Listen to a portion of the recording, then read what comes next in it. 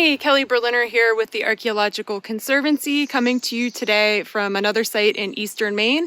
This is the F. Shaw and Brothers Tannery site. This is a 19th century industrial site, so a very large tannery operation that operated here pretty close to the Canadian border.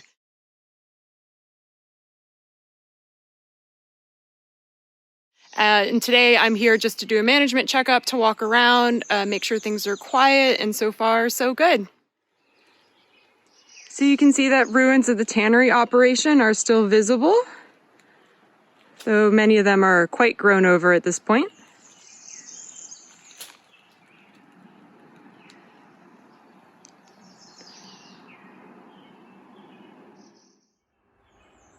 So we know this tannery was in operation from 1869 until 1896. It's actually one of the best preserved tannery sites that we know of here in Maine or in New Brunswick, which is just across the border.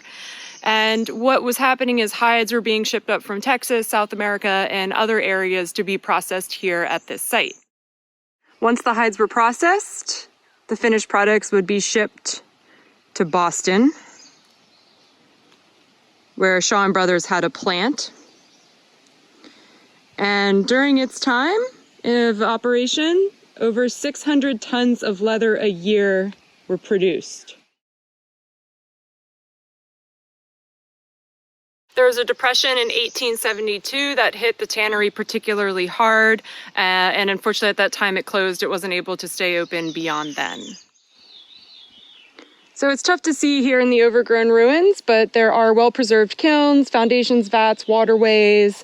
Across the site here, there are certainly remains of tools, equipment, materials, other products within the archaeological deposits here.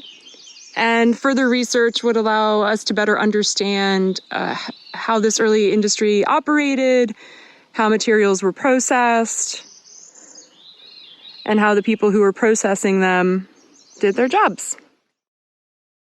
This site is also a great example to showcase the diversity of archaeological sites that we preserve here in the East as well as across the country.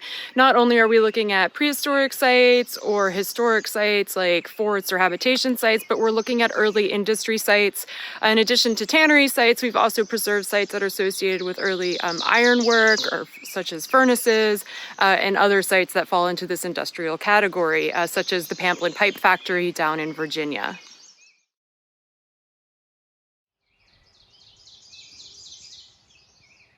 So everything looks pretty good here today. It looks pretty quiet.